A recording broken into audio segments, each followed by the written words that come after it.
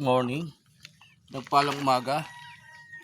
Kaya ang kabuhayan, pagaling namin sa palengke ni Mrs. sa school, sa Water District. Nandito na po tayo, nakapag-almusal na po tayo.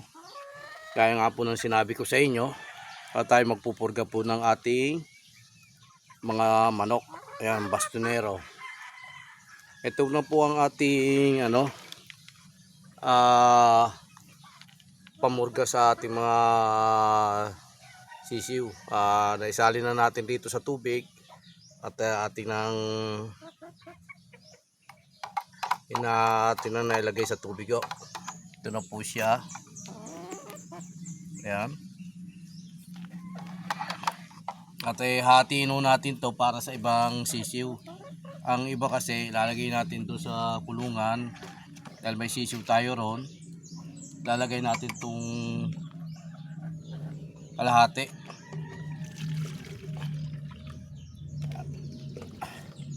Tapos yung kalahati naman dito sa mga nakakulong na sisiw rin.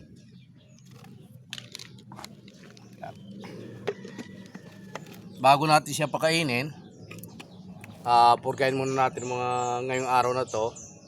Siguro mga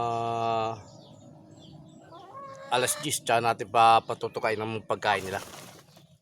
Para makain muna sila ng tubig na may gamot. Para mawala yung kanilang mga bulabulate. O mga bulat, kung may bulate man sila, para mawala. Halika po at samahan nyo po ako at aking dadalhin po to sa aking mga alagay sisiw rito sa kulong. Siguradong uwaw na uwaw to dahil matagal-tagal rin na hindi nakainom. Kahapon nata naubusan ng tubig dahil kagabi kinuha ko ang lagayan, wala na laman, kaya uwaw na uwaw sila ngayon.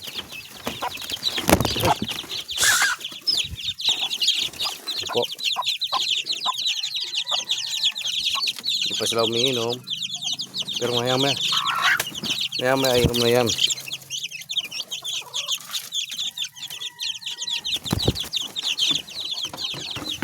Hindi pa sila umiinom. Habang nagpapainom tayo ng mga sisiw, at ito naman papaliguan na natin ng tubig na may halong gamot na para mawala yung mga hanip-hanip o kuto. Ayan. Ito papaliguan po natin.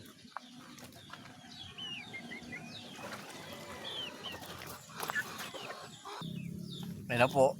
Napaliguan na po natin yung isang inahin at hindi na natin pinakita yung pagpapaligo baka tayo ipagalitan. Ayun po, napaliguan na po natin yung isang inahin natin.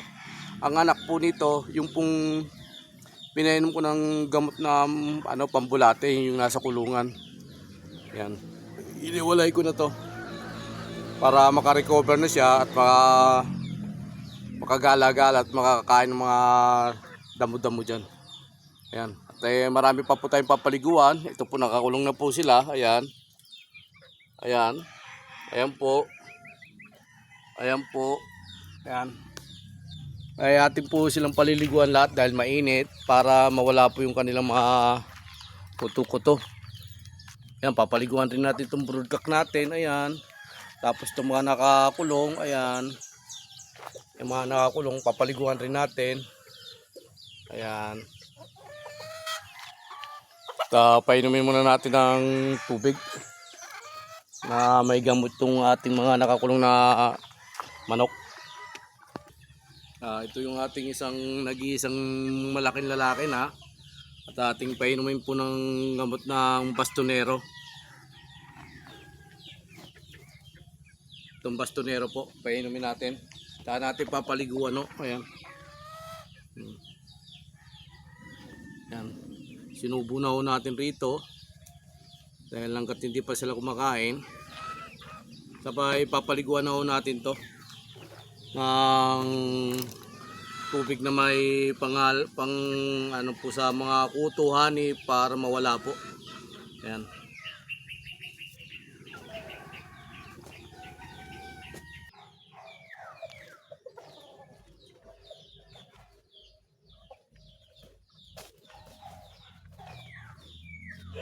ulo ka.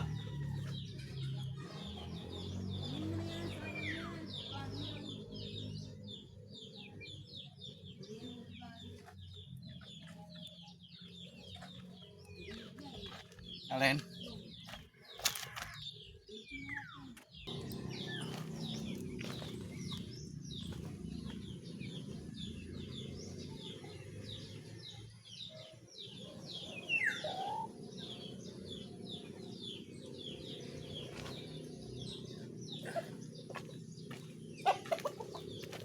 No, napaliguan na natin sila.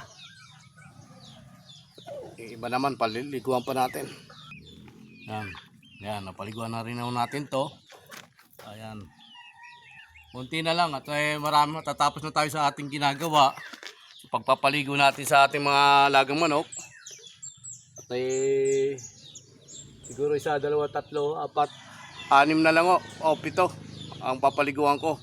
Matatapos na ako sa pagpapaligo sa aking mga manok. Tapos maya maya siguro papakainin ko to mga alas 12 na rin ng tanghali.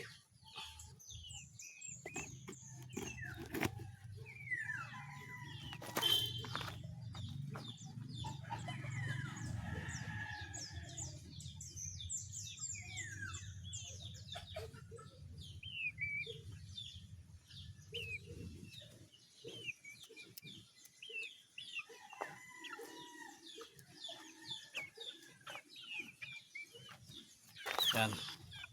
Paliliguan natin to. Dagdag na. Ayan, no? Ganda nito. Galing farm. Galing farm to. Ayan. Lalaki natin to. Nasisiw. Yan, no? Lalaki po. Pinaliguan na rin natin.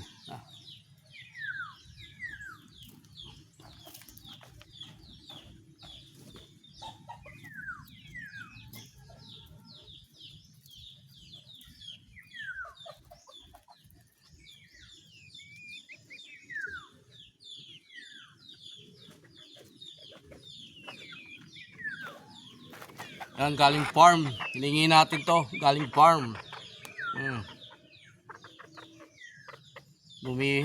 Hiningihan natin. Hindi naman tayo napahiya sa hiningihan natin. Yan. Galing farm. Ay natin. Bawal pala. Pero mga June ito. Mga June, mangingitlog na ito. Yung galing farm na aking dumalaga. Yan. Yan, siguro mga June ito, mangingitlog na to, yung galing farm na aking dumalaga na magiging inahin. Yan. Yan, pinaliguan natin. Konti na lang Tatapos na ako rito sa aking gagawin. Marami pa tayong gagawin na iba. At tayo maggugulay po. At magpapadig na sa kahoy. At tayo mangunguha pa rin ng kahoy ngayong araw na to. Ayan po aking mga manok, ipapakita ko po sa inyo. Paliguan ng mga manok na tubig na may gamot. Ito po. Isasaboy po natin to sa sa baba, ayan, sa kulungan nila, ayan Ayan.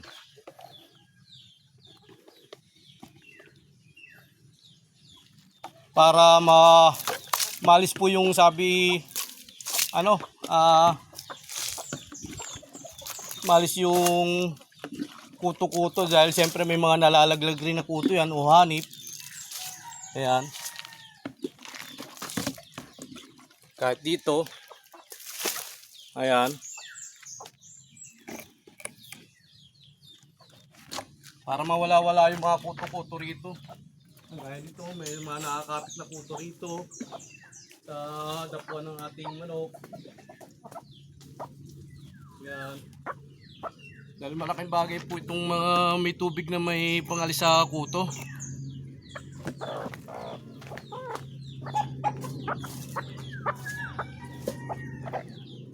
Kahit pa paano may mga nakadikit pang mga kuto-kuto dyan, hanip-hanip.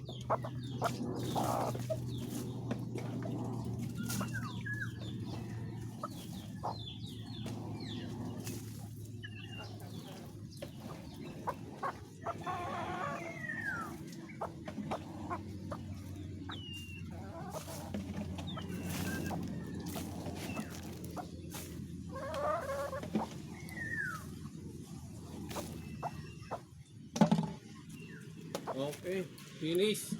Tapos na po tayo sa ating ginawa.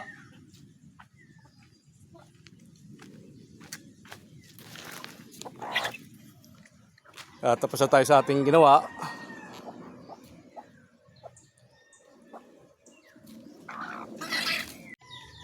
Yan. Yan po sila, nagkuumpukan dahil pinaliguan natin. Ito, hindi pa natin napapaliguan, 4 pa yan. Saan natin papaliguan.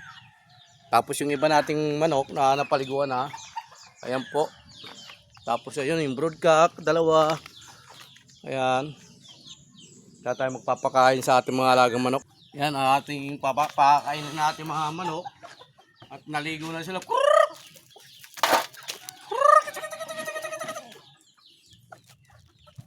Yan. Ito, meron pa isang hindi naliligo. Papaliguan natin to. Ito hindi pa naliligo. Papaliguan pa natin ito. O, payat ito. May puro bulati ito. Gala ng gala.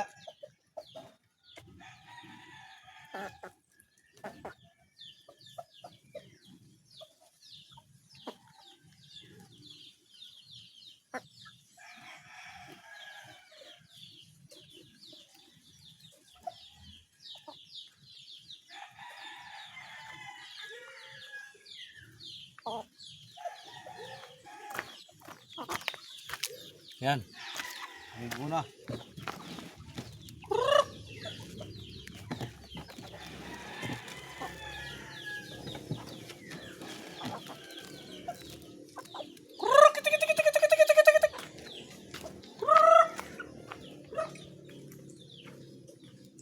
Sabay kayo nagbubutom kayo na, bumaba ka dyan, kumain ka muna na.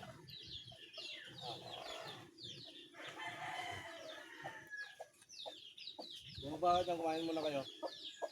Dali na ba nagbubutom ka? Ayan. Kumain muna kayo, kumain. Dali, kumain muna kayo, nagugutom na kayo. Yung mga naglimlim kanina, hindi ko pa napakain. Yung mga naglimlim kanina, hindi ko napakain dahil magpapaligo pa kasi ako. Kaya ayun ngayon, sabay-sabay ko na silang pinapakain. Yan. Basta ganito siguro na mga basa yung manok, hindi nagpapaluan. Pero pag mga tuyo yan, nagpapaluan yan. Ayan,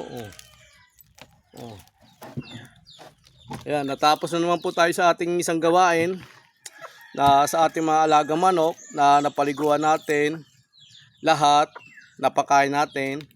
At meron naman po tayong ibang misyon dito sa ating bahay, sa ating manukan. At tayo naman ay may bago naman tayong gagawin.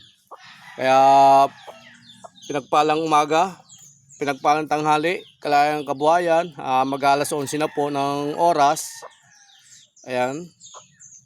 Please follow and share to my YouTube channel. Paki-like po, paki-share naman po, subscribe. Kalayaan Kabuhayan. Go go, let's go.